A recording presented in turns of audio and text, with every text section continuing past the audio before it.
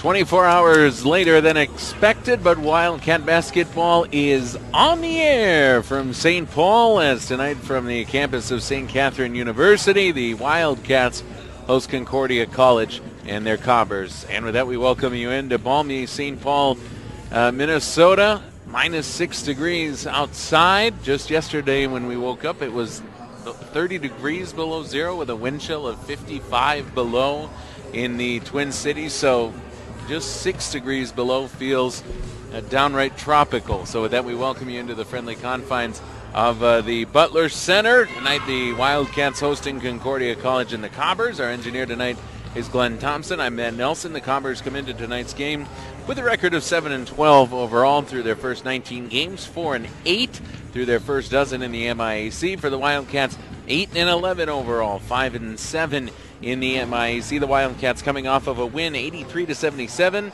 in overtime on the road against St. Olaf. Donica Cambrace had 18 points and 9 rebounds. Audra Clark chipped in with 14 points of her own. Taylor Johnson, 4 for 6 from the floor, shooting the three. She had 12 points. Katie Benjamin had a dozen as well. For the Cobbers, their last time out, a 69-45 loss at home against Augsburg.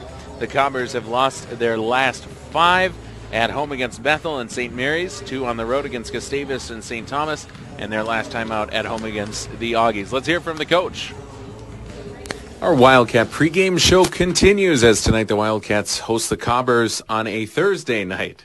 A day late, but better late than never as we step into the coach's office with Don Mulhern. And Coach, before we talk about the win Saturday against St. Olaf, before we talk about Concordia tonight, let's briefly talk about the elements. Not often that we play on a Thursday night, but pretty easy decision with the weather being so extreme, with the great distance that Concordia has to travel into St. Paul to go ahead and move this thing back 24 hours. Very much so. I mean, if you go outside, you've been outside, I've been outside, it truly can be dangerous, and we're silly to not think about the potential dangers if something goes wrong. And our athletic director, Eric Stacy, was very proactive with this. He communicated with the AD at Concordia, and they were way ahead of the game and made a smart decision. And, you know, everybody knew early on it was the right thing to do. The whole MIAC ended up canceling, and pretty much everybody's playing tonight, but the bottom line is you have to do what's right for the health of the players and the safety. Let's talk about your team's last time out, Saturday against St. Olaf, an overtime win. Finally found some three-point shooting in that game. And if you want to look ahead, I know your job as the coach and the player's job is to go day by day, but it's our job upstairs to look ahead. That was a biggie if you're looking towards the MIAC's postseason picture. Well, it was a biggie, and you know, it's one of those games where they being St. Olaf came out hot. We didn't guard as well as what we should have. We hit some big threes, as you said, late in the game. And, yeah, in the scheme of it, it's a game we needed to get. It's on the road. St. Olaf has very good talent. And it's a game where we kind of then had it in control, then they had it in control. And nice to come out on the top end of that overtime game. And some scoring off of the bench as well. I mentioned the three-point shooting, but looks like you got big scoring off of the bench. I saw Benjamin had a good game, Johnson making some threes. Don't know if she started or came off of the bench. And then Amaker as well scored well off the bench. Yeah, those three really played well for us. And those three are all their first year, so I think they're starting to get their groove here in terms of that first year of college experience. 2 of the 3, Taylor and Grace, both played a fall sports. They're getting into the basketball mode. Katie's been just getting better and better. And those 3 and others we're very excited about. We've been working really hard in practice on our shooting, and there's just no getting around it. And, you know, you got to do it. You got to shoot and shoot with hands in the face, all those sorts of things, and you hope at some point it starts showing in the game. You know, my hope is that that's kind of a precursor for what we can do from a shooting point of view. You know, I always say that you can look at a box score, but there's also the eye test. I wanted to highlight Benjamin. She's one that seems to be passing that eye test. She looks much more confident out there, much more assertive. Seems like you said, she's coming into her own, and it gives you great depth behind Orth and Radford. Well, what you said is a very good point. I mean, in practice, you can see it in her body language in terms of her confidence. She's having fun playing. You know, the girl's looking for her to pass the ball, and she's being a lot stronger with the ball. And it's a strength issue. It's a confidence issue. We're all stronger with anything we do in life when we're more confident. Well, how do you get more confident? Well, that catch-22. She's been working really hard on going strong to the basket, on catching, having a good base, all those sorts of things. Really proud of her and her improvement. And, we haven't seen the tip of the iceberg of what she's going to be during her basketball career at St. Kate's.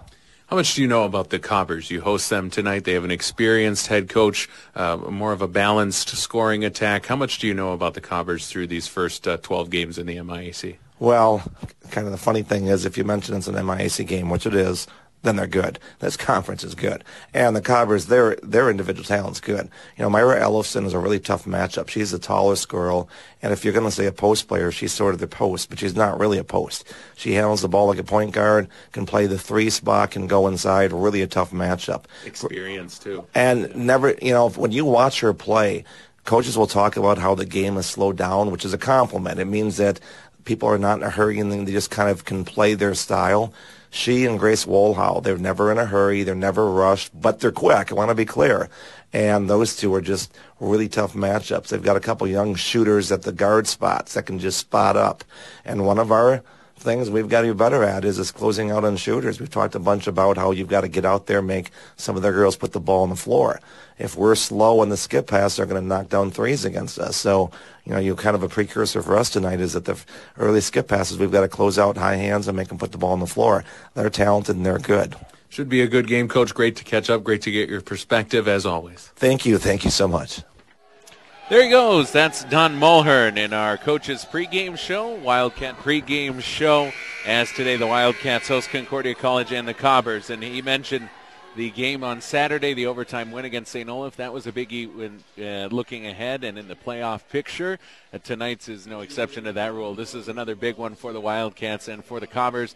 They really need this one to stay alive in the hunt for that final playoff spot that right now belongs to Hamlin and St. Ben. St. Kate's one game out looking in. Let's send it downstairs to honor America with the playing of the Star-Spangled Banner, the national anthem, and the starting lineups. And then when we come back upstairs, it'll be time for the tip. Cobbers and Cats.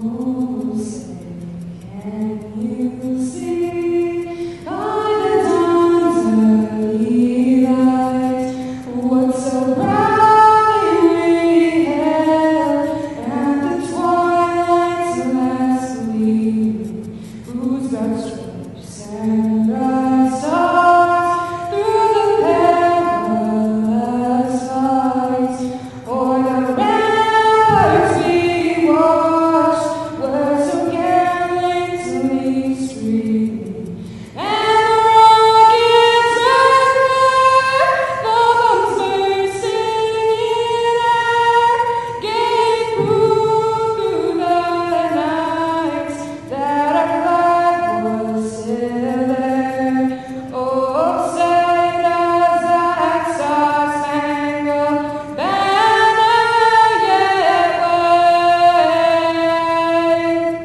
o'er the land of the free and the home of the brave?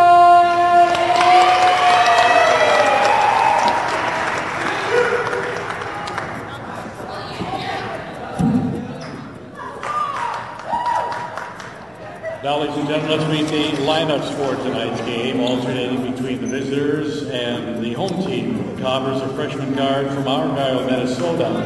Number 3, Autumn Thompson. The Wildcats, a freshman guard from Cottage Grove, Minnesota. Number 14, Taylor Johnson. For the Cobbers, a sophomore forward from Ada, Minnesota. Number 10, Elizabeth Burbank. For the Wildcats, a freshman forward from Maple Grove, Minnesota. Number 23, Sam Orr. For the Cobbers, sophomore guard from Waukegan, North Dakota.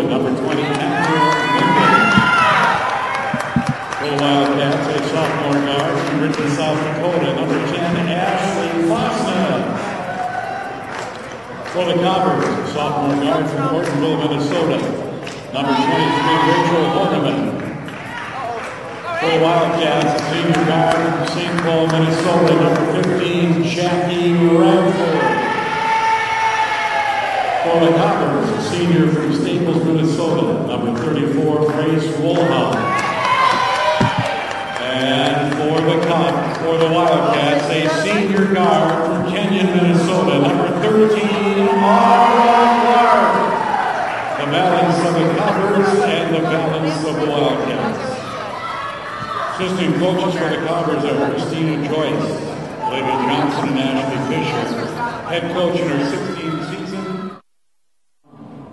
Bring it back upstairs. We're just about ready for tip-off. Wildcats hosting Concordia College and the Cobbers. Tonight's broadcast is interactive, as all of ours are, from St. Catherine University to you, the viewer, the listener, as you watch along on your tablets, your smartphones, your desktops, your smart TVs, wherever you're watching and listening from. Tonight, we welcome you into St. Paul, and we thank you for spending a part of your week with us and the MIAC women's basketball 24 hours later than originally scheduled because of the extremely cold weather in the Twin Cities yesterday. Not much better today, but we'll take it. You said negative. It was a heat wave, -6 below, I believe, at tip-off yesterday. The real temperature was 30 degrees below zero. So, again, we'll call it tropical. Cobbers and the Wildcats ready to tip things off. And so our broadcast interactive, wildcatsbooth@gmail.com. Drop us a note. Let us know who you're rooting for and where you're watching from as you try to stay warm this week. Tip is up. Wildcats win it. Orth to Cambrise to Clark, and it took 4 seconds, but the Wildcats score first. Cambrise on the assist to Clark. Audra Clark has the first score of the ball game. Clark 14 points in Saturday's win for St. Kate's in overtime against St. Olaf, as this one's stolen away by Radford. Nice pass into the front court for Orth, who chases it down. Had it stripped away, but it'll be Wildcat ball. Ornament peeled it out of the hands of Orth, but the Wildcats will still have 28 seconds to work with. For the Cobbers, they start 4 guards and a forward. Wildcats, same story. Leading 2-0 with the basketball, 30 seconds in on a Thursday night. Cambrise goes to work offensively, kicks outside for Orth. She dishes down low. Clark's pass tipped away. It's out of bounds. Last touch by Autumn Thompson. Wildcats with 16 seconds left on their shot clock. As again, we welcome you in on a Thursday night to St. Paul. Radford directs traffic, gets it into the corner for Audra Clark. She drives, left-handed layup is up and in. 4 points in the first 45 seconds of the game for Audra Clark, who averages 14.5 per game. Lingen directing traffic for the Cobbers. Just over 7 points per game for the sophomore out of Wahpeton, North Dakota. Woolhouse tries her hand at a 3 and knocks it down. Radford a bit tardy closing out as Grace Woolhouse knocks down the first bucket of the evening for the Cobbers. They cut the Wildcat lead to just 1, 4-3 the new score. Woolhouse, experienced player, the senior out of Staples, Minnesota, just under 10 points per game, and a good shooter. As you saw, she lined up and knocked down that 3-pointer. Shots off for St. Kate's, rebound hauled in by Thompson, who controls it now. Lingen left side, guarded by Radford. Has to come out to defend. At the free throw line with it is Berkemeyer. She'll try the jump shot and knock it down. Cobbers lead. Berkemeyer, sophomore out of Ada, Minnesota, 6.5 per game to go along with 4 boards as Audra Clark walks in and scores. All 3 buckets for St. Kate's belong to the 5th-year senior Clark. And the Wildcats recapture the lead at 6-5. Woolhouse kicks it into the far side. Lingen back up top, swung back around Berkemeyer. Now left side, Thompson with it, guarded by the veteran Clark. First year against senior as Thompson squiggled away, and the travel's going to be called. Dished it into the corner for Woolhouse, and she traveled as she drove baseline. Cobbers under the direction of Jessica Raymond, experienced head coach. Her 16th season in Moorhead coaching the Cobbers. Again, tonight's broadcast is interactive. The inbox is open. wildcatsbooth@gmail.com, whether you're rooting for the Cobbers or the Cats. Clark finds Orth down low, and Audra Clark has either scored or assisted on each and every Wildcat bucket. Orth, the freshman, more than 10 a game as the Cobbers answer quickly. Berkemeyer down low off of the window. Cuts the Wildcat lead back down to 1. Clark drives, kicks. Johnson passes on an open 3. Instead, it's Radford. Rattled off to the side of the iron, and the rebound hauled in by Horniman. Whether you're rooting for Cobbers or the Wildcats, drop us an email, wildcatsbooth@gmail.com. We'll make sure to get you a shout out as we try to stay warm this week. I think I saw more than 60 straight hours below zero in the Twin Cities, and I'm sure for many of our listeners, as Orth taps it out of bounds, it'll be Cobber ball. First substitution of the evening for either team. Horniman retreats to the bench. Mary Sem checks in, freshman out of Fargo, playing in her 20th game this season as a freshman. Wildcats will reach into their bench as well. The freshman Benjamin will relieve her fellow freshman front court teammate Orth. 7 seconds left for the Cobbers to work with. Lingen, guarded by Benjamin, goes to her left, picks up her dribble, gives a desperate heave, got it to the iron, but it's just off. It's short, rebound by Clark. A very strong rebounding veteran guard as Johnson lost it. It's stolen away by Thompson. She'll push the pace into the front court. Wohlhow drives, got fouled, and the layup's no good. So Wohlhow to the line to shoot 2. The first foul of the evening belongs to the Wildcats and their junior guard, Jackie Radford. Cobbers an extremely good free throw shooting team, 73% as a team, and Wohlhow shoots 83% at the line. Got a big heavy bounce off of the front of the iron, and it found its way in. 4 points early for Wohlhow. You look at the players who have done the bulk of the scoring for Concordia. Most of them are good free throw shooters. Wohlhow, though, goes 1 for 2, misses her second. Rebound hauled in by Thompson, who did well to keep it alive and bat it back towards Wohlhow. Down low with it, Sem layup with the left hand over Radford, and Mary Sem scores off of the bench.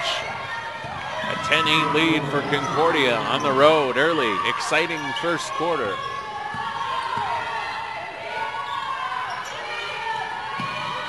Clark scored the first 6 points for St. Kate's. Goes down low and has her second assist. Nicely done as Benjamin reels in the pass, drives baseline and scores. We're all tied at 10 apiece. Clark again has now either scored or assisted on each of the Wildcats' first 5 buckets. Wohlhow, three-pointer, that's short. Nice bit of rebounding by the youngster Benjamin. Clark pushes the pace into the front court. Nice pass for Radford. Down low, Cambryce drives. Layup no good. Loose ball. Benjamin hauls it in. Layup off of the window. That's off. Cambryce comes up with it, and it's stolen away by Sem. Wildcats had 2 really good looks and weren't able to finish either of them off.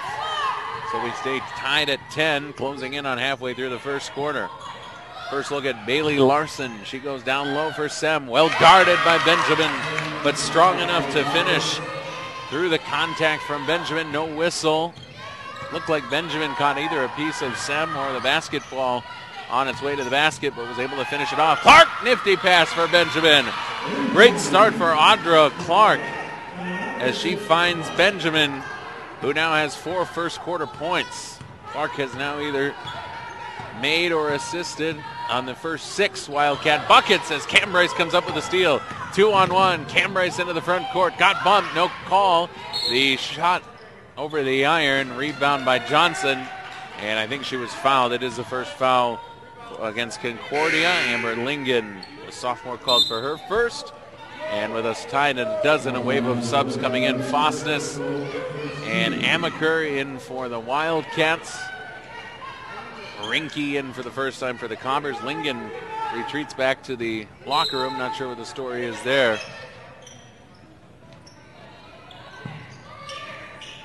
But Rinke and Thompson, and you got a mismatch down low. Wildcats tried to get it there, but Clark a little too strong for Benjamin. A turnover for St. Kate's. Again, the email address, wildcatsbooth@gmail.com. If you'd like to drop us a note, let us know who you're rooting for tonight and where you're watching from. We'll make sure to get you on tonight's broadcast. Horniman at the top of the key, goes to the left side to the wing. Rinke down low into a triple team. Back outside, Rinke with it, and she traveled. Good defense by Fosness to force the Cobber turnover. And with 4 minutes and 6 seconds left in the first quarter, the score remains 12 apiece.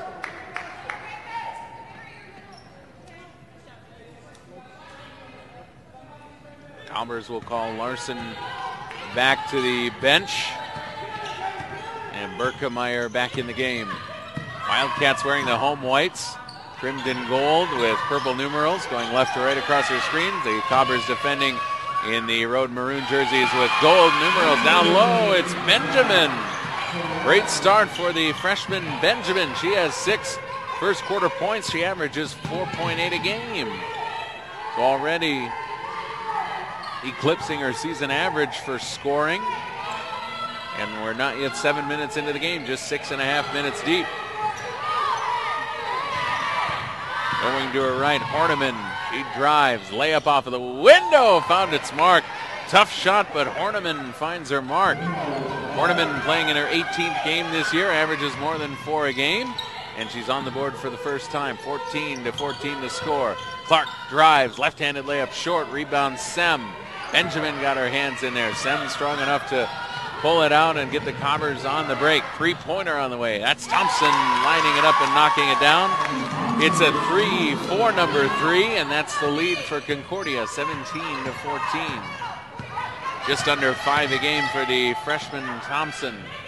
Good shooter down low. It's Benjamin. Boy, the Wildcats are riding the freshman from Walker, Minnesota. She has 8 in the first quarter. Wildcats cut the lead to just 1. Offensive frenzy here in the first quarter. Still 2:30 to go. Cobbers holding on to a 1-point lead, 17-16. Thompson spins, now picks up her dribble. Down low, Sem, left-handed layup is good. Horniman for Sem, who has matched Benjamin. Well, nearly punch for punch. Sem with the 2 freshmen off of the bench has 6. Benjamin has 8. Isaacson now Clark. Fosness, the sophomore from Britain, South Dakota. Down low, Benjamin, now triple team. And she throws it into a turnover right into the hands of Autumn Thompson. Into the front court, Horniman. Looked like she might have gotten away with a double dribble. They'll play on. Rinke drives through a double team. Layup no good. And the rebound chased down by Berkemeyer. Berkemeyer has it now. Goes through a host of Wildcat defenders. Layup no good. Battle for the loose ball. Clark along with Rinke and Berkemeyer at the bottom of that pile. It's a jump ball, and it'll be Cobbers' ball as 6 new players enter the fray. Herchek and Radford and Orth for the Wildcats will come in to defend.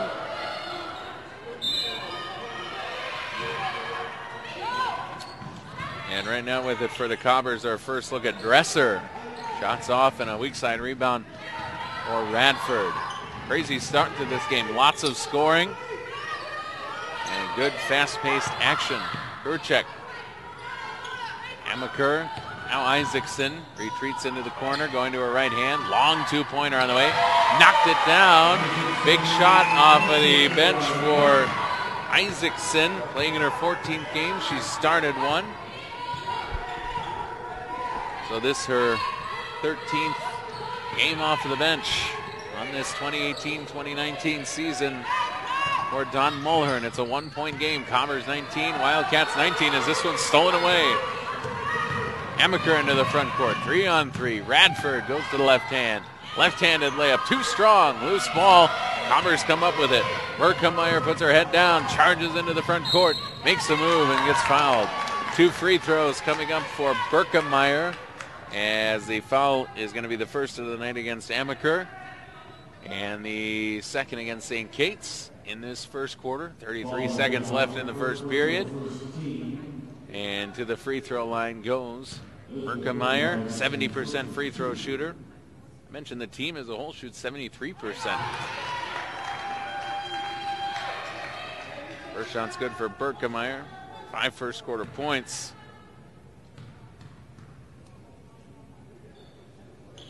And she goes 2 for 2 at the free throw line. 6 first quarter points for Berkemeyer. It's a 3-point Cobber lead. Haven't seen Ellefson, the junior out of Hawley, Minnesota. Don't know the story on that. Averages 12 a game with 4.5 boards. Started all 19 games this season. Haven't seen number 40 in maroon and gold. 14 seconds on the game clock, 11 on the shot clock. Radford has it, goes down low. Kerchak cuts baseline, had a shot blocked. Orth came up with it. Orth left-handed layup is up and good. 4 first quarter points for Orth. Wildcats have gotten a dozen out of their youngsters in the front court. Orth and Benjamin. Great post play in the first quarter from Orth and Benjamin. Great backcourt play from Clark. But despite 20 first quarter points, the Wildcats trail through 10 minutes. It's 21-20. 41 first quarter points for these two teams. It was exciting. When we come back, it'll be the second quarter. Cobbers and Cats, you're listening to Wildcat Basketball. As a family-owned and operated business since 1971, Goodmanson Construction continues to develop concrete relationships with their commercial and residential customers throughout the upper Midwest. Questions or concerns about concrete, asphalt, and the company's installation process, check out their website at goodmansonconstruction.com. Thank you, Goodmanson Construction. A proud sponsor of Wildcat Athletics since all the way back in 1971, the Universal Athletic Team has been passionate about fueling the dreams of athletes, and they put all their know-how into doing just that. By servicing and selling athletic gear to local athletes, high schools, and colleges, Universal Athletic has dedicated its heart and soul to the support of sports, fitness, and health programs in schools and communities.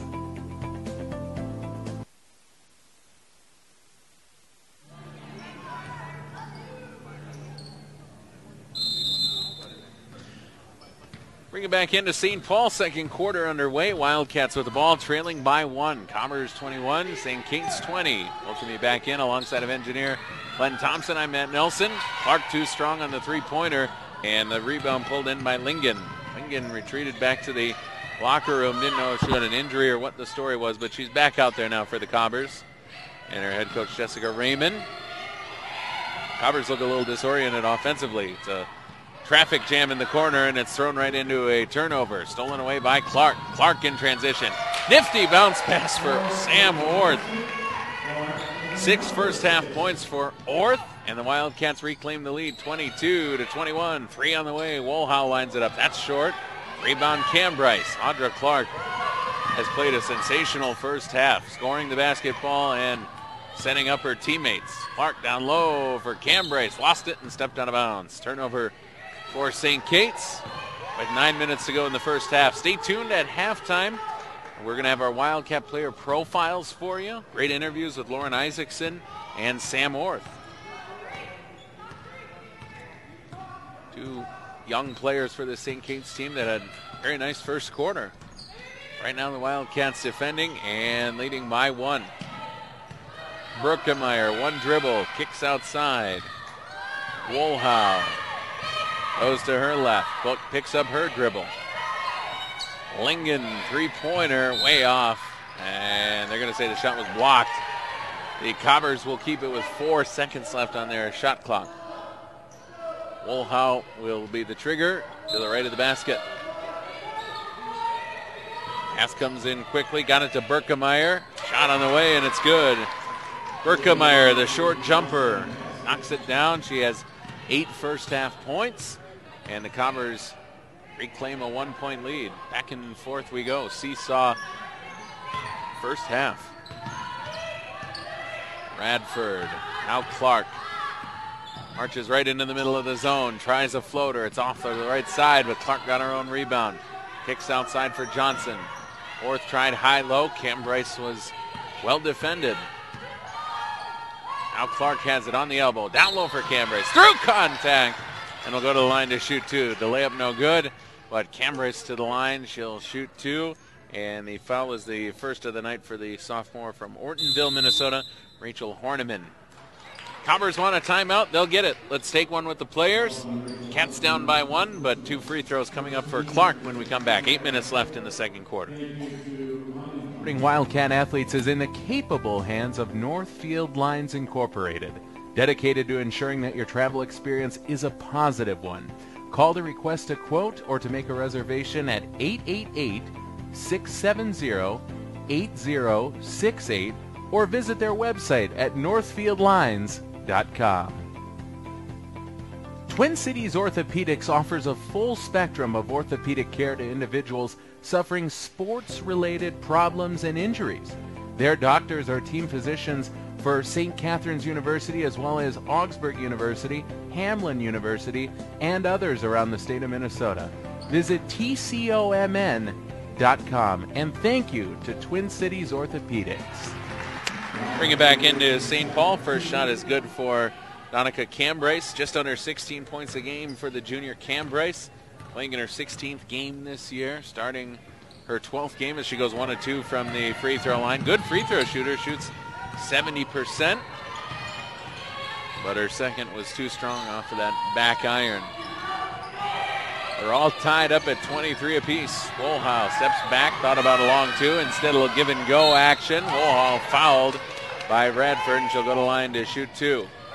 The foul is the first of the second quarter against St. Kate's, and they're actually going to call that foul on Clark. So it puts Wohlhau to the free throw line, where tonight she's 1 for 2, 83% on the season. And she's missed 2 of her first 3. Very uncharacteristic for the good shooter Wohlhau. Ellefson shoots 86%, Simmons 90%, Wohlhau 83%, Lingen 81%, Thompson 83% from the free throw line, but just 1 for her first 4 is Wohlhau. And she misses them both. So we'll stay tied at 23 apiece. Clark for Cambryce. Layup off. Loose ball. Wohlhau comes up with it. And it's a 4-on-2 with Wohlhau leading it. She'll kick Thompson three-pointer. Short. Weak side rebound. Cambryce. Wildcats have been pushing the pace all night long with Clark leading the charge. Kicks outside. Now Radford wide open. Pump fakes. Spins. Layup right off of the window and good.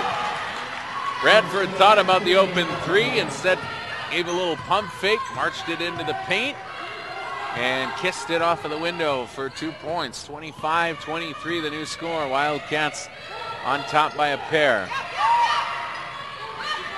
Down low with it. Sem got free of Benjamin and scored. 8 points off of the bench. And it ties us back up at 25 apiece. Amaker, Radford, now Clark, three-pointer on the way. Off of the back iron, but an offensive board for the Wildcats. Chased down by Amaker. Radford drives, loose ball, poked away. Cambryce chased it down, and they're going to say it's Wildcat ball. Cambryce threw it off of the legs of Berkemeyer. Heads up play by Cambryce as the Wildcats will reach into their bench. Emma Nelson will come in. Radford will get a breather. 6:21 left in the second quarter. Nelson will fire in for Benjamin. Dribbles well for a post player. She kicks outside for Amaker. Now Nelson three-pointer. Just short. And Cobbers had the rebound. A jump ball is going to be called as Clark, when jumping in there, the Cobbers have the arrow, so it'll be Concordia's basketball. Isaacson will come in for Cambryce. So right now the lone starter out there for St. Kate's is Clark, who's been very good in this first half. Rinke comes in, and she'll give Thompson a quick break for Concordia. 25-25. The scoring has slowed down considerably in the second quarter. Not surprisingly, the scoring was pretty frenetic and fast and furious in the first quarter. Wide open three on the way, and it's knocked down. Nothing but the bottom of the net for Rachel Horniman. Horniman with 5 points here in the first quarter, averages 4 a game. 3-point lead for the Cobbers, 28-25. Good game, and a big one for the Wildcats. You start to look, the Wildcats right now as we come down the stretch of the MIAC season, 1 game out of that last playoff spot, looking up at Hamlin and St. Ben's. Berkemeyer down low, stolen away by Clark as Sem couldn't pull it in. Ball came free, Clark was there to collect. Outside, 3 on the way. Wildcats having a tough time shooting the long ball. Concordia's had a decided advantage in that category. Wildcats shot the 3 well though on Saturday against St. Olaf. So far not today here at home. Wolhow 3-pointer. That rattled in and out. Rebound Amaker. 4:53 left in the second quarter. Another 3-pointer on the way for the Wildcats. This time it's good. Lauren Isaacson, 5 points here in the first half. It ties us at 28-28. Berkemeyer goes up top with it. Wolhow. Horniman back to Wolhow. Guarded by Nelson. Goes down low. Oh, Benjamin lost track of Berkemeyer, who walked it in and scored. 10 points for Berkemeyer. She leads all scorers in the game. The lead is 2 for Concordia. This is like a boxing match. Punch for punch. Seesaw affair. Back and forth. Benjamin wants to go to work offensively. Just short. Rebound Nelson, and they're going to call her for the foul as she went over the back and is called for her first foul, second of the second quarter for St. Kate's. Nelson's first foul, as I mentioned. And we're going to get another look at Braden Dresser, youngster on a Fargo. IMG Academy. 30-28 the score. Cobbers with a 2-point lead and the basketball. They've been led by Berkemeyer and her 10 points.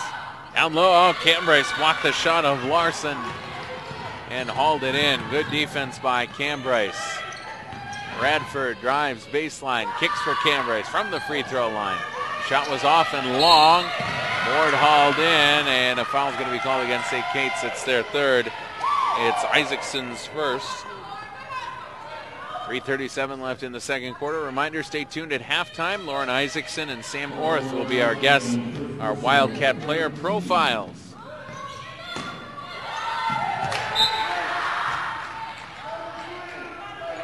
After today's broadcast, we will have 3 more for you from the Butler Center. And, of course, we'd carry any postseason action depending on where that game would be played and when. Oh, the Cobbers caught the Wildcats snoozing. They go into the front court. And there is Dresser with the layup. She got behind the Wildcat defense, scored, and put the Cobbers up by 4. We'll talk about the rest of the home schedule when we come back. Right now, Cobbers 32, St. Kate's 28, 3:27 to go. You're listening in the first half. You're listening to Wildcat basketball. For exceptional service and selection, look no further than Fury Motors in St. Paul. They're the #1 family-owned dealer to buy a Chrysler, Jeep, Dodge, or Ram since all the way back in 1963. So much to choose from, and they make the shopping process easy. Also offering genuine service and financing. Visit stpaul.furymotors.com for more information. People's Electric. Welcome you back into the friendly confines of the Butler Center. Nice and warm in here tonight on a Arctic week in the Minneapolis-St. Paul area. 30 below real temperature yesterday in the morning, 55-degree wind chill. Right now in the Twin Cities, something around the neighborhood of 5 degrees below zero.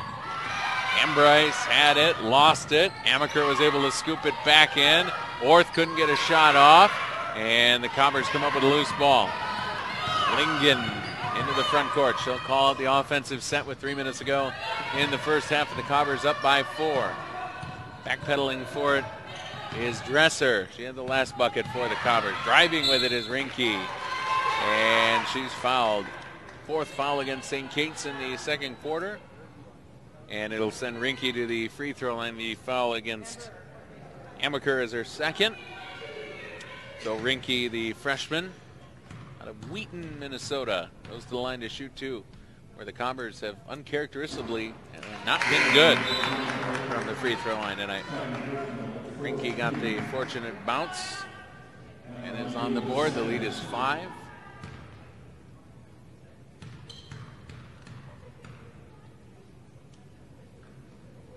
Second shot, much better from Rinke. She goes 2 for 2 at the line. And the lead is the biggest of the night for either team. 6-point Cobber lead. Bradford for Cambryce into the corner. Johnson, good closeout defensively by Rinke. Slung around Radford. Orth into the middle of the zone. Cambryce, short jumper, is knocked down nicely. Cambryce has been quiet on the scoring totals. Just 3 points in the first half. But her latest bucket cuts the Cobber lead to just the 4, 34-30. Cambryce, her first field goal of the evening. Her first point came from the free throw line. Olha with 10 seconds left to shoot on the Cobber shot clock. Goes to her left hand. Guarded well by Cambryce. Pump fake now Larson. Tough shot off. It's short. Great defense by the Wildcats, and the rebound hauled in by Orth. Radford in the front court. Crossover dribble. Harassed defensively by Rinke. Found Cambryce, who goes down low. Orth over the iron. Radford pulls it in, and Cambryce knocks down her second jumper in as many trips up the floor. 5 first half points for Cambryce. It's a 2-point game. Cobbers lead by 2. Wildcats a little backcourt pressure. Cobbers handle it nicely.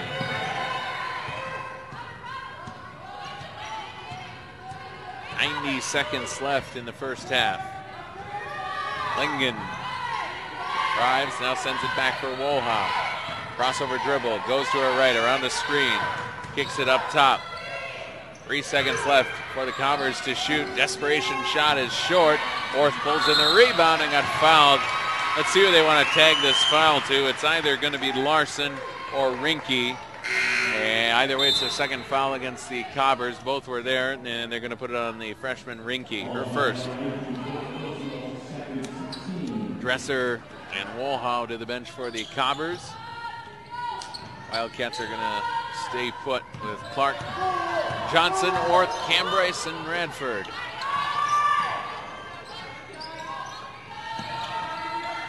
Cobbers have been in zone pretty much exclusively all night long. Orth on the elbow with it. Cambryce, Radford, pump fake. Oh, they're going to say she traveled. Whistle came out quickly, and the Wildcats turn it over with 57 seconds left in the second quarter. But a first half that saw something like 41 points between the two teams. Seen that about cut in half here in the second quarter. These two teams are very evenly matched. Cobbers need to string together a winning streak. They've lost their last 5 if they want to stay in the conversation for the MIAC's postseason. Wildcats trying to get back to 500 as this one's stolen away. Bradford poked it into the hands of Clark. Clark in transition, tried to get it to Orth, who lost it, and Lingen comes up with it. Shot clock is down. 20 seconds left on the game clock here in the second quarter. The Cobbers can hold it for the last shot if they want it, but it's stolen away by Cambryce. Cambryce in transition, lays it up and in. We're tied at 34 apiece with 8 seconds to go. Big steal, big bucket for Cambryce. 4 seconds left, into the front court with it. Rinke drives, and good defense by Orth. She did well not to foul Rinke, who had a serious head of steam heading into the paint. But after all that, we are going to take a tie ball game into the locker room. We've played 20 minutes in St. Paul, and it's Wildcats 34, Cobbers 34. These two teams, as I mentioned, very evenly matched, and they've done it very different ways. The Wildcats have done most of their damage inside of the arc. The Cobbers have had a good night shooting the long ball, and Elizabeth Berkemeyer has been very good, the sophomore, with 10 first half points to lead all scorers in this game. Audra Clark had a great start as well. She has 6 points and probably just as many assists. Our Wildcat player profile, it's our halftime show. We're going to step aside, We're going to hear from Lauren Isaacson first and then Sam Orth. So a couple of the youngsters on this team, but a couple of players who had great first halves in this game and who have really been coming into their own as the 2018-2019 season has gone along. First up, it's Lauren Isaacson.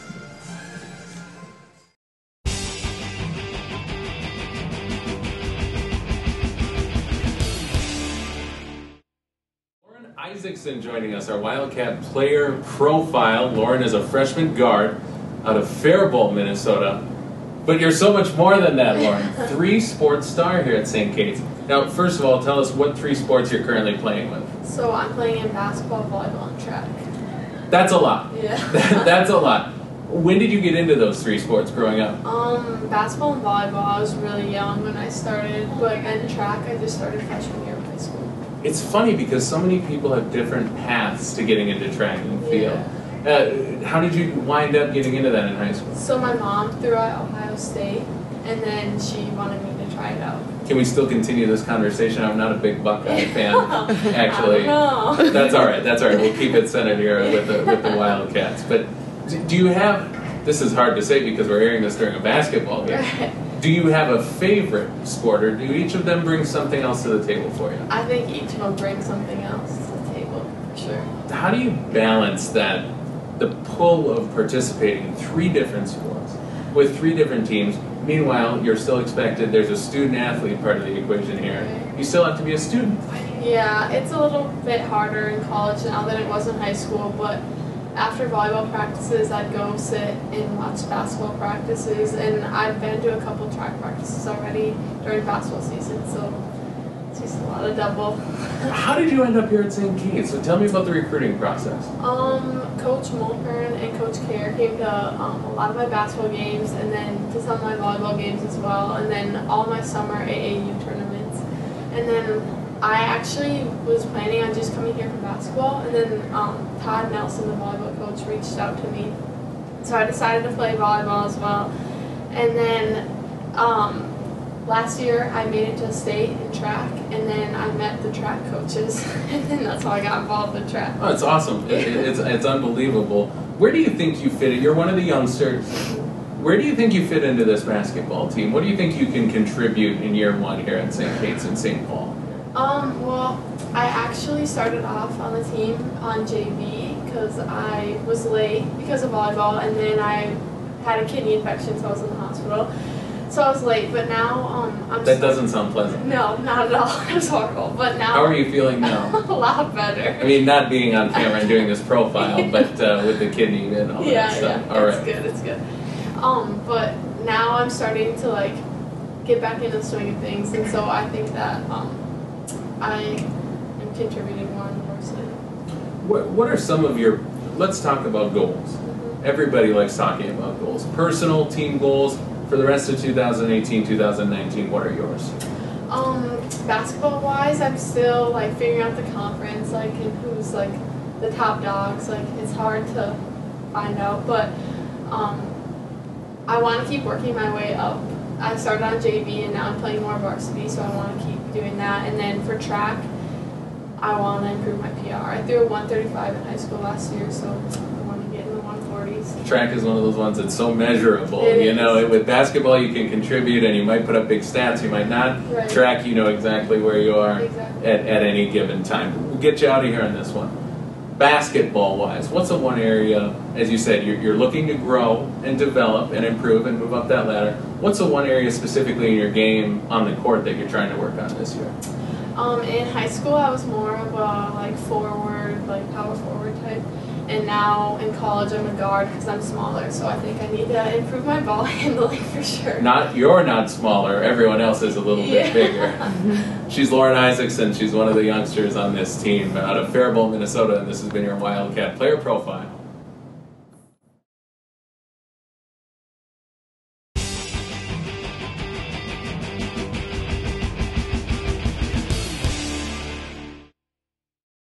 I'm ready. It's Sam Orth, a freshman from Maple Grove, and this is today's Wildcat Player Profile. You get to know one of the youngsters on the team, Sam Orth, but already having a huge impact on this year's team.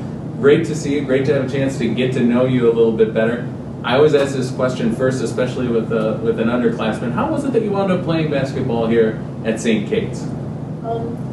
This was actually one of the only schools that was actually recruiting me at the time. I wasn't getting a lot of recruiting things, and then they had a good PT program here, so that's kind of what I wanted to go into, and it could really shorten my college experience by a year or two. So that was really great. And then it was also really nice because it's close to my house, which I didn't want to get really far away. So yeah, just about a 30-minute drive from the western suburbs, from Arbor Lakes over there. Yep. Just you could hop right on over the river and catch a game. I talked about this with some of your other teammates, but it seems like for you, this university and what St. Kate's offered is the perfect blending or harmony between that student-athlete portion of your career, a chance to play college basketball, but then also pursue something beyond athletics, pursuing something that you hope to do for a long time in that scary thing they call the real world, I suppose. yeah, no, it was actually kind of, the stars kind of aligned with it, because I visited it a couple years ago, and I was like, oh, that's a good option. And it just kind of, the more I thought about it, the more I was like, this is actually like pretty, as perfect as you can pretty much get. So In the business, they call that a no-brainer. yeah, pretty much. You said that PT program. What sparked your interest in that? For PT, it was, a lot of it was just because I was involved in a lot of PT, because I had a lot of injuries, especially when I was a junior in high school, because I had a broken finger. I had to do some PT for that, but then I tore my ACL, so I had to do a lot of PT for that too. So it kind of sparked my interest there, because I knew I always wanted to do something kind of medical. I wanted to stay in kind of the sports realm, because that's always been interesting to me, and I was like, PT's literally those two things. So one of your goals every year then is to stay healthy. It's to stay out of PT. But Stay out of yes. PT before you jump back into PT. Yep, absolutely. What have been your first impressions of college basketball? You've jumped in and you're putting up huge numbers.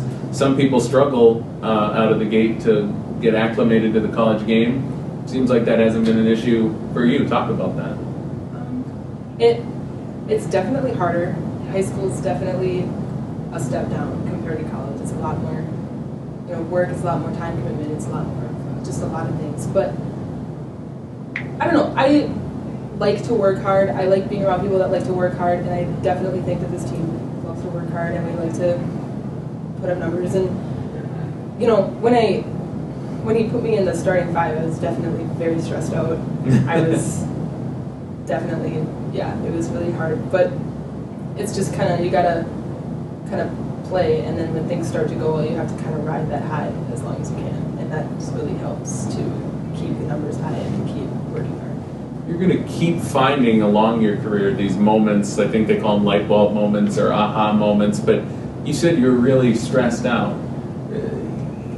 Was there a moment where you go, okay, it's still basketball? Was there a moment where it clicked? Was there a moment where you felt like, okay, I remember how to do this basketball thing? Like I said, I told one of your teammates this, in high school, you're probably the best player on the floor most nights. In college basketball, that's not always the case. What was that moment for you where some of that stress, some of that anxiety washed away? I wouldn't even say it was really a moment. I think it was around the third game, because we had the scrimmage against Concordia, which was a D2 team, so it was definitely harder. And I was like, oh my goodness, what am I getting myself into? Like, this is just really rough. And then the game against Northwestern didn't go well. Like, the team played pretty well, but like I personally didn't play very well, so I was kind of like, oh my goodness, I'm not performing very well. And then kind of the third game is when I started to more find my stride, when I started to actually play the way that I usually do, and the stress started to go away because it was like the third game, so it was a little bit less anxiety and more kind of, okay, I need to start playing now. It starts getting fun at that point. For sure. It starts getting fun. So where are you trying to develop for the rest of the season? What are some of your personal goals?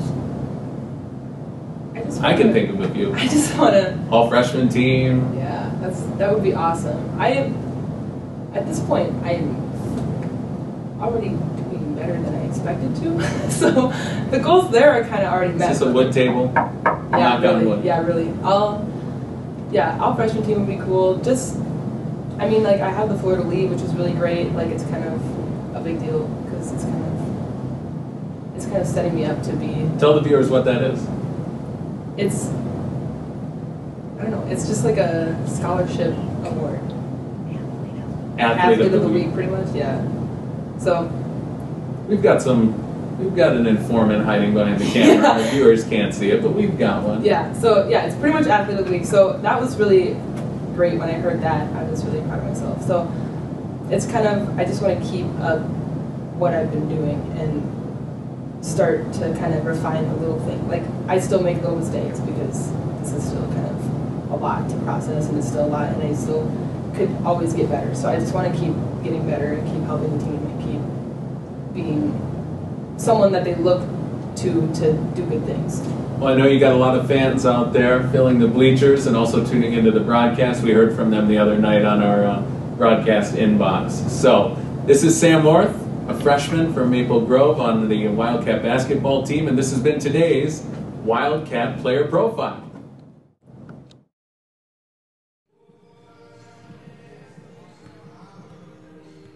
As a family-owned and operated business since 1971, Goodmanson Construction continues to develop concrete relationships with their commercial and residential customers throughout the upper Midwest. Questions or concerns about concrete, asphalt, and the company's installation process, check out their website at goodmansonconstruction.com. Thank you, Goodmanson Construction. A proud sponsor of Wildcat Athletics since all the way back in 1971, the Universal Athletic Team has been passionate about fueling the dreams of athletes, and they put all their know-how into doing just that. By servicing and selling athletic gear to local athletes, high schools, and colleges, Universal Athletic has dedicated its heart and soul to the support of sports, fitness, and health programs in schools and communities. Transporting Wildcat athletes is in the capable hands of Northfield Lines Incorporated, dedicated to ensuring that your travel experience is a positive one. Call to request a quote or to make a reservation at 888-670-8068 or visit their website at northfieldlines.com. Twin Cities Orthopedics offers a full spectrum of orthopedic care to individuals suffering sports-related problems and injuries. Their doctors are team physicians for St. Catherine's University as well as Augsburg University, Hamline University, and others around the state of Minnesota. Visit tcomn.com and thank you to Twin Cities Orthopedics. For exceptional service and selection, look no further than Fury Motors in St. Paul. They're the #1 family-owned dealer to buy a Chrysler, Jeep, Dodge, or Ram since all the way back in 1963. So much to choose from, and they make the shopping process easy. Also offering genuine service and financing.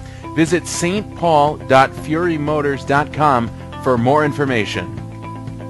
Peoples Electric Company is your full-service electrical contractor, one of the upper Midwest's largest.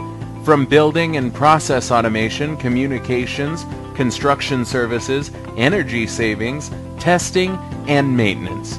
Founded in 1922 by William F. Lindbergh and located in St. Paul, find out more information on Peoples Electric Company at www.peoplesco.com.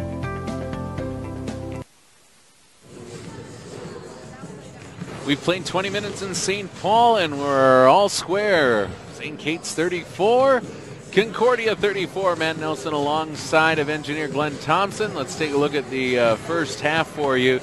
The Cobbers on the game shoot 52% from the floor. The Wildcats not far behind, as you might imagine. They were at 41%. Big difference is the Cobbers were pretty good shooting the three. They were 3 of 9. The Wildcats were just 1 of 6. Isaacson had the lone make from beyond the arc for St. Kate's. The leading scorer in the game is Elizabeth Berkemeyer. She had 10 points and 3 boards on 4 of 5 shooting. Very efficient. Mary Sem off of the bench was 4 of 4, so those two combined for 8 of 9 in the first half. Pretty good work for those two. Audra Clark was your star for the Wildcats in the first half. 6 points, 5 assists, and 1 steal in 15 minutes for Audra. Cambryce was 3 of 8 from the floor. Orth was 3 of 5. Katie Benjamin was very good as well. 8 points to go along with 2 rebounds. The Wildcats pretty even with Concordia rebounding. Cobbers hauled in 17 boards. The Wildcats had 16. 7 turnovers for St. Kate's, 9 for Concordia. Normally close games on the scoreboard are close in the box score. This game is no exception in that regard. We're back at it. It's the third quarter from St. Paul. Clark has it. Radford, now Orth, double team, down low, back outside for Radford. At the elbow, Cambryce. Johnson outside, now it's Clark. Open three-pointer, knocked it down! Audra Clark played her best basketball of this game in the early stages of the first quarter. And off to a good start here in the second half. She knocks down the three-pointer. Clark now has 9 points and 5 assists.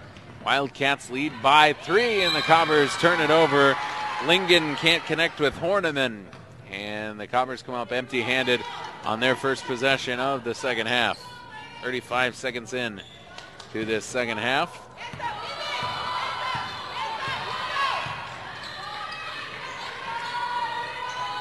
Clark for Johnson. Back up top, Clark has it. Cobbers daring the Wildcats to shoot the three. Johnson's going to do just that. Three-pointer on the way, knocked it down. Good start shooting the three ball for the Wildcats in the second half. Clark makes one. Johnson makes one. And Jessica Raymond takes a timeout.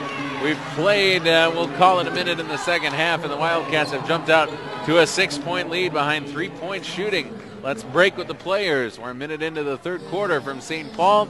St. Kate's 40, Concordia 34. Wildcat Athletics is proudly supported by the Ryan Company, the Hickey family, U.S. Bank, the Loeffler Companies, Cone U.S., and the Opus Group. Wildcat supporters this season also include Shapco Printing, Sodexo, Terra General Contractors, the O'Neill Group, ProTech Designs, and Floors by Becker. Big thanks to all the sponsors of Wildcat Athletics. They make these broadcasts possible and help enhance the student-athlete experience here in their 4 years playing Wildcat basketball. Berkemeyer led all scores. This time, though, she defers to Wolhow. Backpedal, steps back, being hounded by Radford. Now Thompson drives. She lost it. Wolhow. 5 seconds left for the Cobbers. 3 on the way. That's short.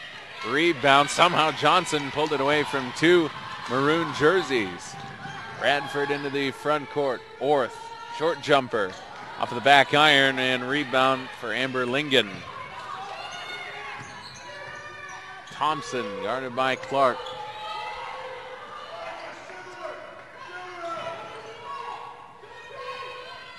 Wildcats defending the 6-point lead. Down low, and they're going to call a foul against Sam Orth. She tried to sneak around Berkemeyer to steal that ball away. Instead, Orth called for her first foul of the game. First foul against St. Kate's in the second half. And a fresh shot clock for Concordia. Horniman drives. Too strong. Rebound Orth. Now Johnson. 2 on 3 the wrong way, but Clark wants to push the pace for Cambryce, who knocks it down. Wildcats didn't have numbers, didn't matter. Cambryce has 9 points. The Wildcats have scored all 8 points of the second half. We were tied at halftime, and right now the Wildcats lead at 42-34. Berkemeyer down low, one-on-one with Orth. Kicks outside. Lingen, guarded by Radford. One-on-one basketball. Outside, pump fake Berkemeyer. She goes to the left hand. Well defended by Orth. Outside with it, Wolhow drives. Got by Clark. Got by Cambryce. Got by Orth. And scored. Grace Wolhow with 6 points on the game. Loose ball. Radford had it stolen away by Horniman. Good defense in transition by Horniman. Wolhow looks comfortable going to that left hand. Drives. Takes a little contact. Kicks outside for the three-pointer. Thompson missed over the iron. Weak side rebound. Clark. Clark drives at her shot. Blocked by Wolhow. And she'll take the Cobbers the other way. Wolhow got by Johnson. 3-on-1. Found Lingen. Layup off, but the putback's good.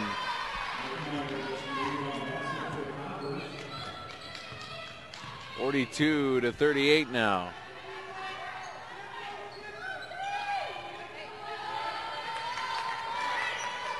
Orth for Cambrai. Baseline jumper. Rattled in and out. Orth had it and was bumped out of bounds. It'll be Wildcat ball. It was last touched by Lingen. Pair of subs coming in. Benjamin for the Wildcats. Sem for the Cobbers. She'll give Lingen a breather, and Orth will get the same for St. Kate. 6:26 left in the third quarter.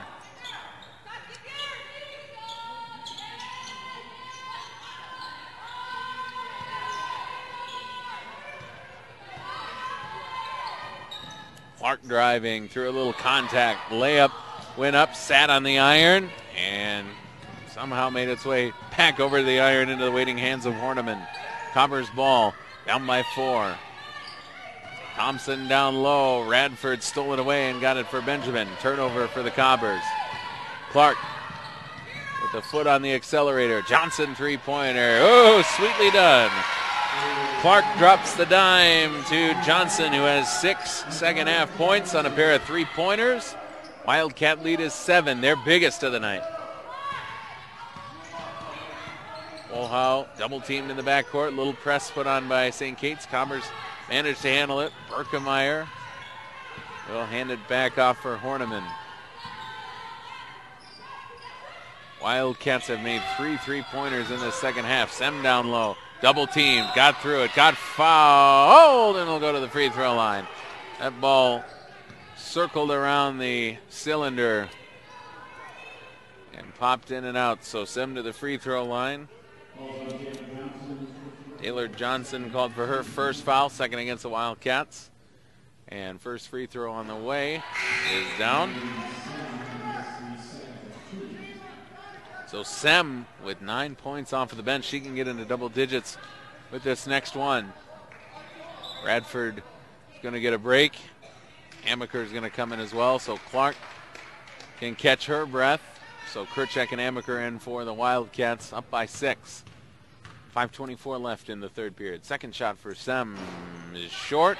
Rebound Cambrai.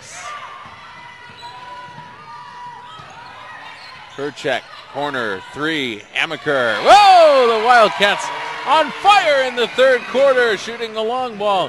Amaker knocks down her first bucket of the night. It's the 4th three-pointer in this third quarter for the Wildcats in 5 minutes. Their lead is 9, biggest of the night for St. Kate's. Rinke. Down low, they trying to get it to Sem. Was deflected away. Nice dribbling. Wolhow. Scoop layup. Short. Rebound Benjamin. Wildcats have been looking for those three-point shooters. Let's see where Kurchek wants to go in transition. She had it poked away. Rinke tried to keep it alive. Got it for Benjamin. Cambrai open. She drives and got the layup up and in. Nice job by Benjamin to find the open Cambrai under the basket. 11 points for Cambrai. Leads all scorers in the game. The lead is 11. Now make it 9. Sem with 11 points. She now leads all scorers for Concordia off of the bench. 50-41 the new score. Kurchek. Cambrai floating pass for Benjamin. And she was fouled by Sem on the shot. So Benjamin to the free throw line to shoot 2. On the season, the freshman Benjamin shoots 61% from the free throw line as she looks to add on to this 9-point Wildcat lead. Sem's first foul. And first shot's a good one for Benjamin. 9 points now for Benjamin. Isaacson in for Cambrai. Lingen and Larson come in for the Cobbers. Thompson and Horniman back to the Cobber bench.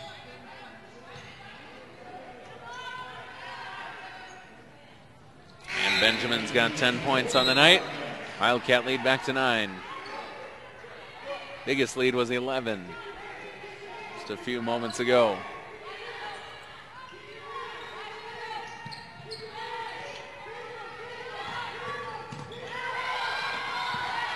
Wildcats playing some press. Cobbers got it to Sem, right-handed heave, somehow hauled in by Larson, who was fouled, and will go to the line to shoot 2. Sem gave it some mustard, and somehow Larson was able to pull it in, collect herself, draw the contact, and go to the line. The foul against Kurchek is her first.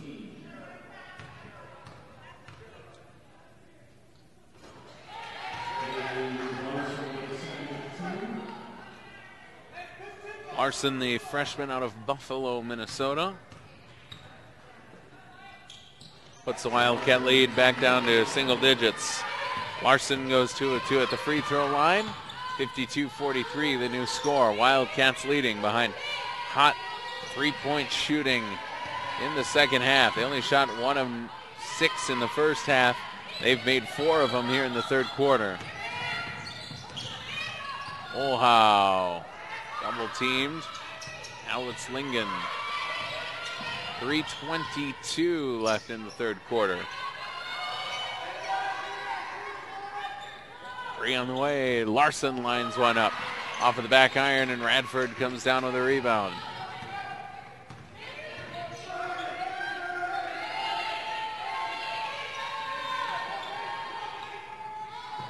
Two vets on the left side of the floor for St. Kate's, 3 youngsters on the right side. Kerchek drives with the left hand. Clark pump fake. Now she'll go to work. Clark! Oh, lots of contact.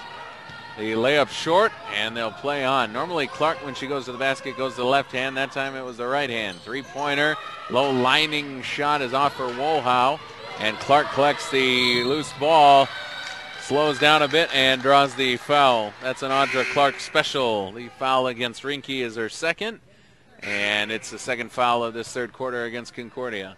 Seen that about a million times over the years here at St. Kate's. Clark will go real fast in about 4th or 5th gear into the front court and pull it back down.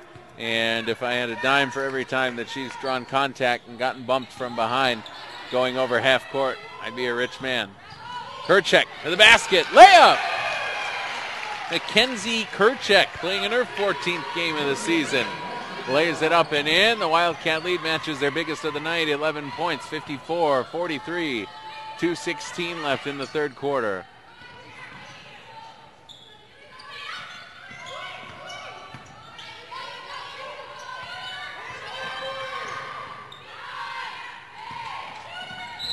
And Isaacson comes out and bumps into Lingen. The foul is the second of the night for Lauren Isaacson. 4th against St. Kate's in this third quarter with 2 minutes to go. Cambryce in, Isaacson to the bench.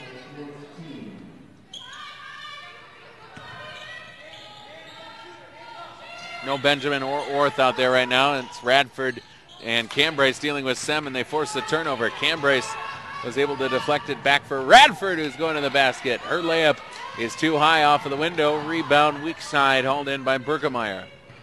Cobbers trying to cut into this 11-point lead. They still have 11 minutes left in the game to make that happen. If you're the Wildcats, I'm sure you'll see them riding Cambryce and Clark the rest of the way. But I'd be hard-pressed not to have Benjamin or Orth out there on the floor. Orth's going to come in at the next whistle. Minute 21 left in the third quarter. Just a second left on the shot clock, and it's going to be a shot clock violation. Berkemeyer couldn't find her mark. Here comes Orth, and for the Cobbers, here comes Dresser. Amaker to the bench.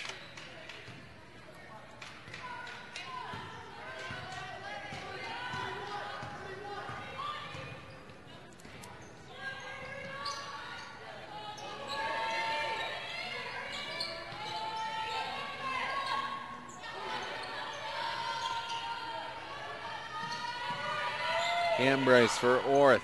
Kerchek, pump fakes, played on a switch.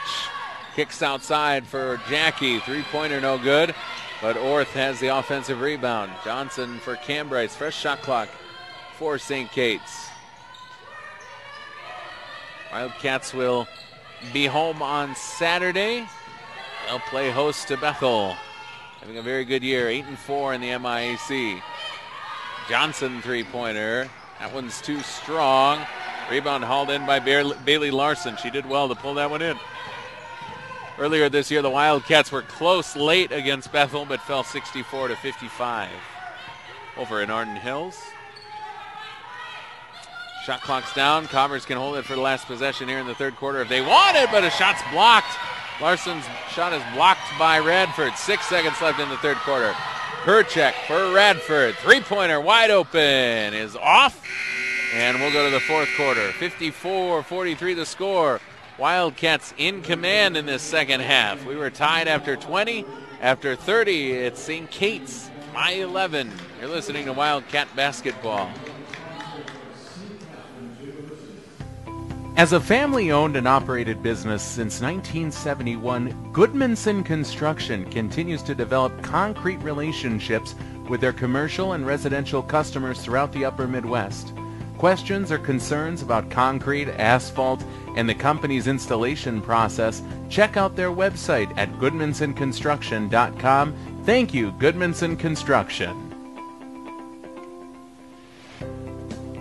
A proud sponsor of Wildcat Athletics since all the way back in 1971, the Universal Athletic Team has been passionate about fueling the dreams of athletes, and they put all their know-how into doing just that. By servicing and selling athletic gear to local athletes, high schools, and colleges, Universal Athletic has dedicated its heart and soul to the support of sports, fitness, and health programs in schools and communities. Transporting Wildcat athletes is in the capable hands of Northfield Lines Incorporated, dedicated to ensuring that your travel experience is a positive one. Call to request a quote or to make a reservation at 888-670-8068 or visit their website at northfieldlines.com.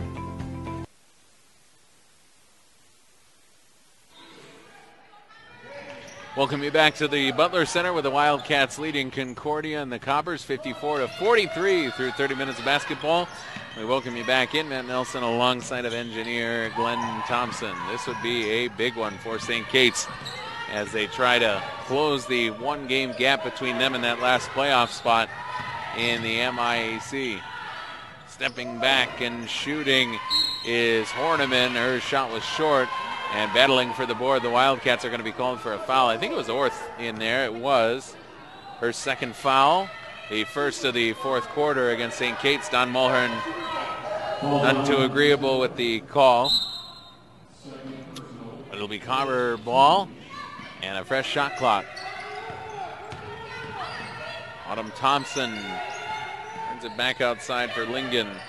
Berkemeyer, who led the Cobbers in scoring in the first half, was held scoreless in that third quarter. She has it now. Quick jumper, knocked down. And just as quickly as I said that the Wildcats were managed to keep Berkemeyer off the scoreboard in the third quarter, she knocks one down in the first minute of the fourth quarter. 54-45, your new score from St. Paul. Wildcats on top. Orth surveyed Benjamin. Instead kicks for Cambrai. She'll drive. Pull it up on the elbow and knock it down. Cambrai is very good at shooting those short jumpers. She's obviously good around the basket finishing, but also very nice touch from that 8 to 12 foot mark. 56-45 the score. Down low, Berkemeyer kicks into the corner. Open three. Wohlhau knocked it down nicely. Good shooter, 8 points. 9 now on the night for Wohlhau. 8:33 left in the game. 56-48 the new score. 8-point lead for St. Kate's. Down low with it. Benjamin off of the pass from Clark. And again, Clark to Benjamin. That has been a golden connection tonight for the Wildcats. 12 points by Benjamin. I think Clark has assisted at least 10 of those points. 10-point lead for St. Kate's with 8 minutes to go.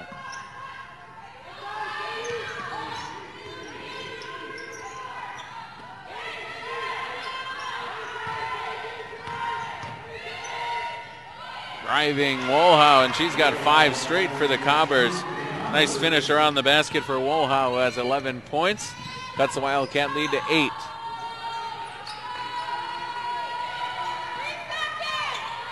Clark will try a three-pointer. That's off. Rebound Berkemeyer. Elizabeth Berkemeyer has really kept the Cobbers in this one. Any chance they have for the next 7 minutes and 30 seconds has been because of number 10 and number 34 in maroon. Pump fake, Horniman pulls it up. Short jumper. Oh, got it off over Cambrai and knocked it down. 12 points for Horniman, who's been hand in hand with Berkemeyer inside of the arc for the Cobbers. Rebounding the basketball and scoring as well. It's a 6-point game. Just 2 buckets separate these two teams. Wildcats got to keep their foot on the gas here. Late. Clark, another beauty of a pass for Benjamin. First shot short. Got a rebound! Put it back up and in and was fouled. Second time was a charm for Benjamin as she hauled in the offensive rebound, finished through the contact, made the bucket, and has a chance at a three-point play. Berkemeyer called for her first foul. Benjamin with 14 points, coming off a great game Saturday against St. Olaf that saw her score a dozen. She's eclipsed that total. I imagine that's a career high for Benjamin. 99% sure on that, and she's got a chance to add to that total at the free throw line. And she does. 15 for Benjamin. Leads all scorers in the game. Off of the bench, 61-52 with 6:58 left in the game.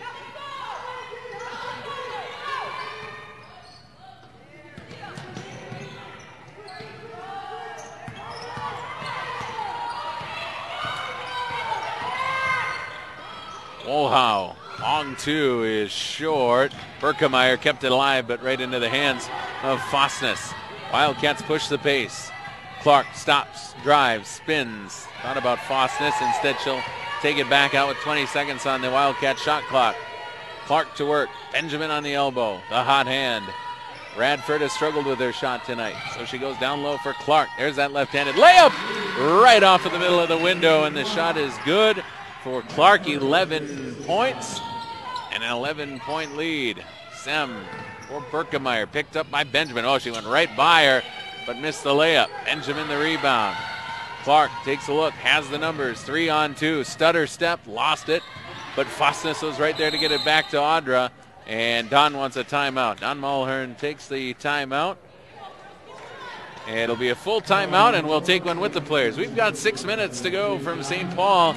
Wildcats in command right now, leading by 11. You're listening to Wildcat Basketball. Twin Cities Orthopedics offers a full spectrum of orthopedic care to individuals suffering sports-related problems and injuries. Their doctors are team physicians for St. Catherine's University as well as Augsburg University, Hamlin University, and others around the state of Minnesota. Visit tcomn.com, and thank you to Twin Cities Orthopedics. For exceptional service and selection, look no further than Fury Motors in St. Paul. They're the #1 family-owned dealer to buy a Chrysler, Jeep, Dodge, or Ram since all the way back in 1963. So much to choose from, and they make the shopping process easy. Also offering genuine service and financing. Visit stpaul.furymotors.com for more information. That horn signaling the end of the Wildcat timeout as we welcome you back in. There is 6 minutes left in the fourth quarter from St. Paul. Matt Nelson alongside of engineer Glenn Thompson. Radford has the rock, and we'll bring it in quickly to Benjamin. Why not? She spins off of the window and scores. Benjamin just too long for Sem to defend. Benjamin has a career-high 17 points, and the lead is the biggest of the night for St. Kate's, 13 points. They're clear of the Cobbers by a baker's dozen. Olha will try to cut into that. Shot short. Sem rebounds, spins, shoots. That's off, and a rebound for Benjamin as she continues to fill out the stat sheet on a career night. Clark, left-handed layup, off, and a jump ball called as Clark tried to pull it out of the hands of the youngster Sem. Jump ball, Wildcats have the arrow, so good effort play by Clark. Will retain possession for St. Kate's. Cobbers going into the bench, Lingen in, and Horniman out. Horniman's had a nice night scoring the basketball. Again, we haven't seen Ellefson tonight. She's normally a reliable player for Concordia. Not sure the story on that is Clark spins and scores. Audra Clark having a very nice night. She's got 13. It's a 15-point lead.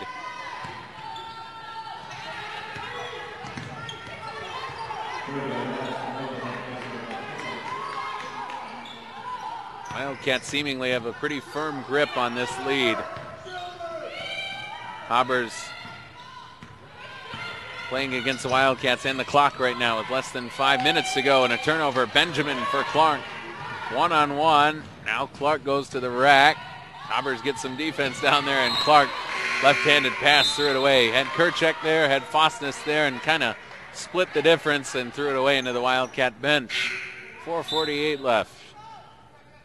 67-52 lead for St. Kate's.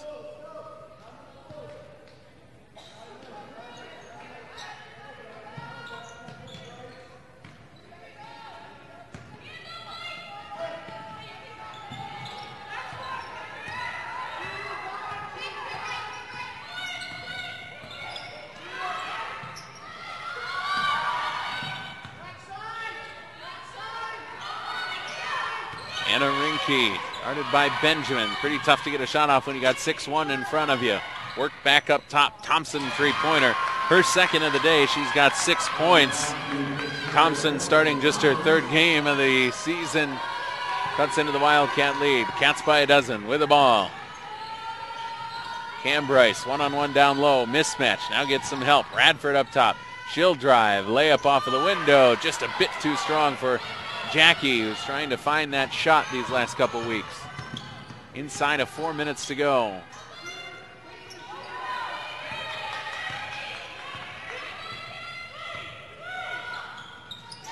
Fourth quarter action from St. Paul on an Arctic week. This game played on a Thursday night, originally scheduled for last night. Sam double teamed, got free, kicked outside.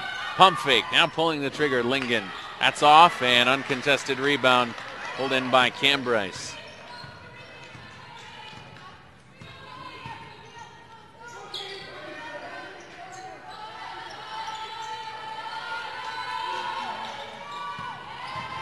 Cam Bryce tried to get it to Benjamin. It was poked away. Benjamin looks a bit winded, and Radford stole it back from Wolhow. Nice pass. Cam Bryce fouled by Lingen, her second foul, and Donica to the free throw line. Cam Bryce hasn't had her biggest night scoring the basketball, but then you look down and she's right about her season average. A couple of free throws here and she'd be at 15 points. That's exactly what she averages on the season. A couple of dribbles for Cam Bryce. First shot, no good. And Don Mulhern can't keep Clark on the bench for too long. She'll come in, and Benjamin will head to the bench. She clearly looked winded on that last possession. So Cam Bryce missed her first. Her second can put the Wildcats on top by a baker's dozen. Does that. Cam Bryce goes 1 of 2 from the free throw line. And again, with just 3:09 left, the Wildcats hanging on to a nice, comfortable lead at 68-55.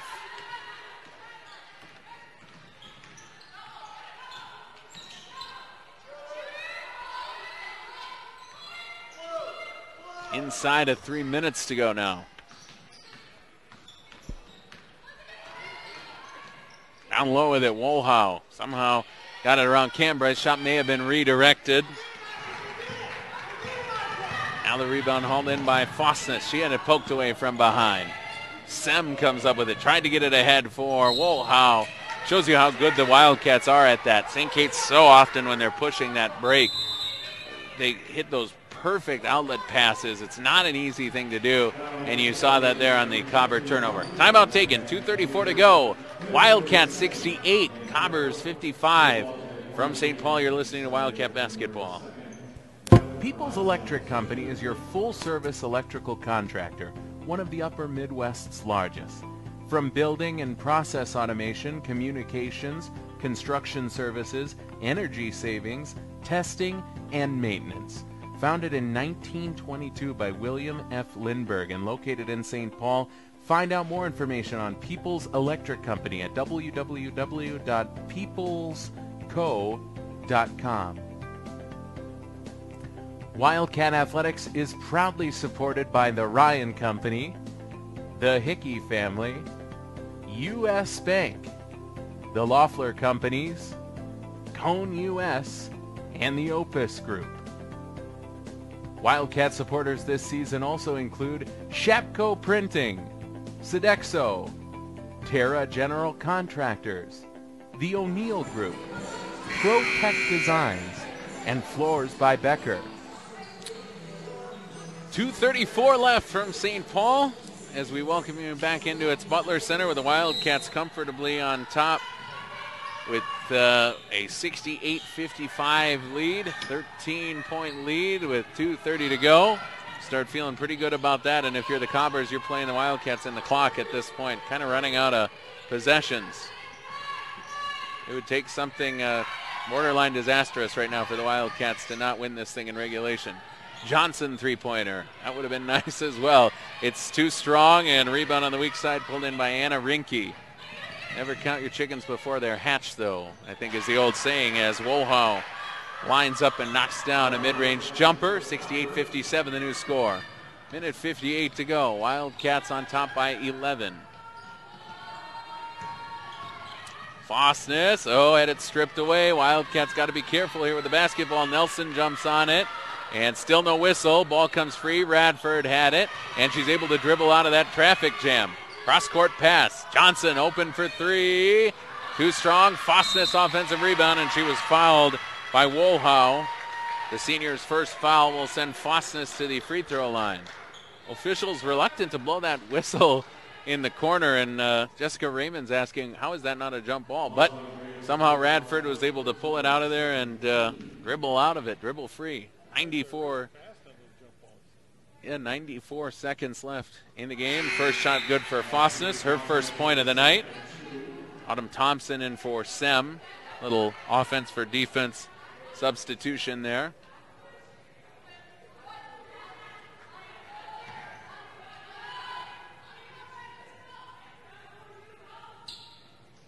And Fossness missed her second, but an offensive board for Clark. She lost it. Now a jump ball is going to be called. Cobbers have the arrow, so it'll be Cobber basketball. Jenkins and Cambryce in for the first time. First time we've seen Jenkins.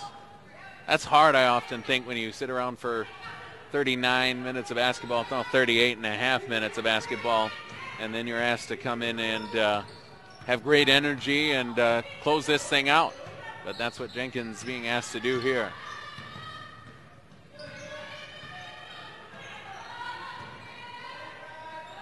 Minute 19 to go now.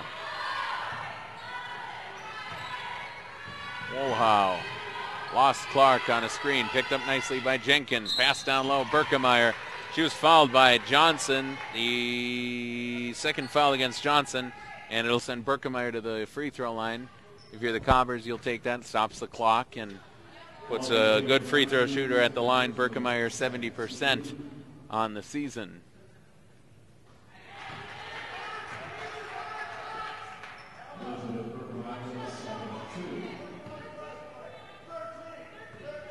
And a really nice night scoring for Berkemeyer. She goes 2 of 2 from the free throw line there.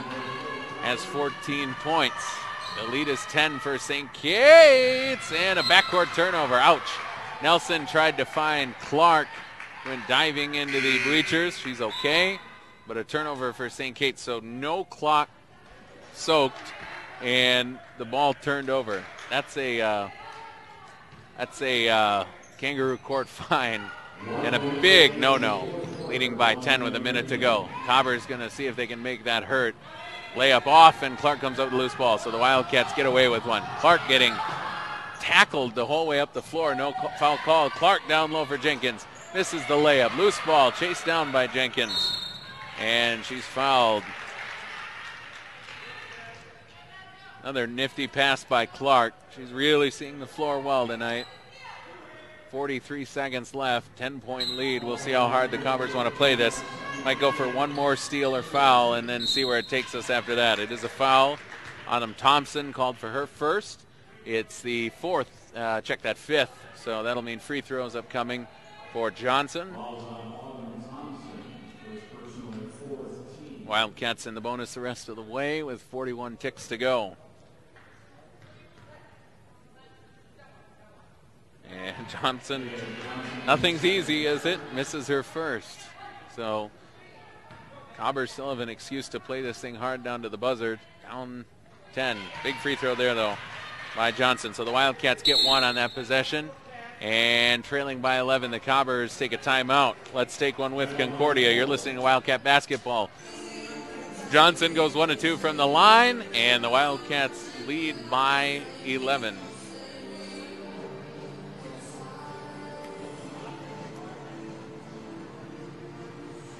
Business since 1971, Goodmanson Construction continues to develop concrete relationships with their commercial and residential customers throughout the upper Midwest. Questions or concerns about concrete, asphalt, and the company's installation process, check out their website at goodmansonconstruction.com. Thank you, Goodmanson Construction. By the way, if I don't have you,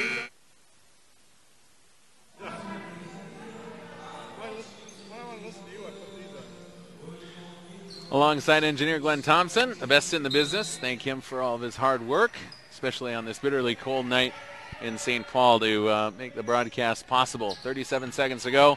Cobbers with the basketball, trailing St. Kate's by 11. We were tied at halftime. Wildcats came out of the gate strong in the second half and really haven't looked back. Nice rebound, Jenkins down low. 26 seconds left. Let's see now another backcourt turnover by St. Kate's. Not exactly how you draw it up, and now a foul. Rinke fouled by Cambrai, so the Wildcats stop the clock on their own accord. You almost want to let them just score and get the ball back there, leading by 11. But good stiff foul from Cambrai sends Rinke to the free throw line. Where earlier tonight she was 2 for 2. This one, though, no good. Cobbers can ill afford misses at the free throw line. Trailing by 11 with just 19 seconds to go. Again, it would take something catastrophic for the Wildcats to not win this one. And for the Cobbers, it'll be a 6-game losing streak. Timeout on the floor. We'll keep it here. Stay tuned post-game. Believe we'll be joined by Audra Clark, if all goes according to plan.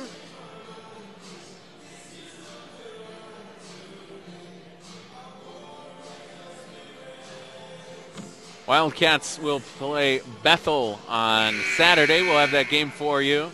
The 1 o'clock tip-off. That's right now. For years and years, it was 3 o'clock tip-offs. This year, they made the change to 1 o'clock. We agree, Mr. Engineer. We like that time change, moving it up 2 hours. We do, yes.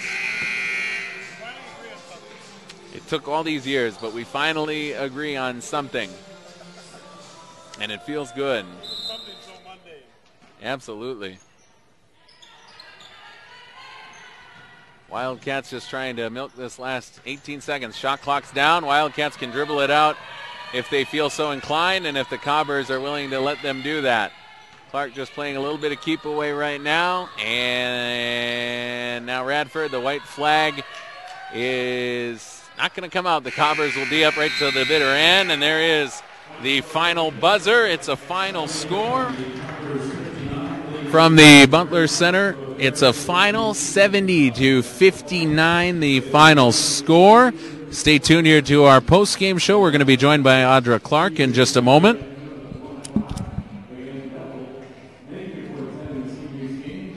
$70-59, the final score. The Cobbers losing streak continues. They've now dropped their last 6. Bethel and St. Mary's at home, at Gustavus at St. Thomas, Augsburg at home, and now on the road to St. Kate's as they fall 70-59 here tonight. The Cobbers record falls to 7-13 overall, 4-9 now in MIAC play. For the Wildcats, they climb to within 1 game of 500 in conference play. The Wildcats are now 9-11 through their first 20 games and 6-7 in the MIAC for Don Mulhern. Again, off of the bench, Katie Benjamin leads all scorers with 17 points. She averages just under 5 a game, so a huge game for Benjamin. And again, she backed up her performance on Saturday. She had a dozen. Tonight she goes off and scores 17. Donica Cambrai had 14. Audra Clark had 13. And for the Wildcats, she is our post-game guest. I see her sneaking up over here. We're going off camera tonight. Come on over here. Off camera tonight, but I was like, I look bad. No, that's all right. We got the polar vortex going on, so I've got my polar gear on up here to stay warm. So we don't need any of that. Audra Clark joins us on our post-game show, and Audra, what can you say? This was a big one. Don, I talked to him before the game. He said, I tell him not to look ahead. You do look ahead. This was a big game tonight if this team wants to make the playoffs. Tied at halftime, but a great second half. What were your thoughts out there? Yeah.